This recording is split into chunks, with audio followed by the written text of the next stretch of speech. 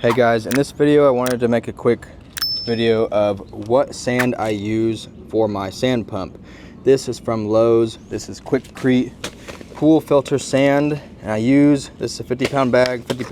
They're about $24 each. This is the sand that I use, and I use about a bag and a half. I usually replace or have to like wash out and replace the sand in my sand pump once per season, and I dictate that based off the pressure readout in my sand pump. So, and I forgot what size the granules are in this sand, but it's important to have the correct granule size, because if they're too fine of sand, if you get some other brand, which I've made this mistake, the sand will literally come out into your pool and you'll have like a whole cloudy mess of sandy like brown water in your pool. They have to be big enough to where it's not going to flow through the sand pump.